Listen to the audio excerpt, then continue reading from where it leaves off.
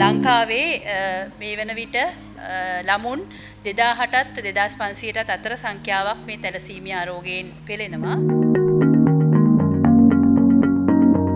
වසරකට 40ත් 50ත් අතර උපත් මේ රෝගයට ගොදුරුණු රෝගීන් හඳුනා ගැනීම සිද්ධ වෙනවා.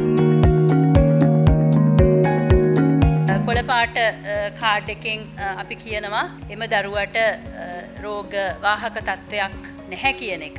රෝස පාට කාඩ් එකෙන් අපි කියනවා එම දරුවා රෝග වාහකෙක්.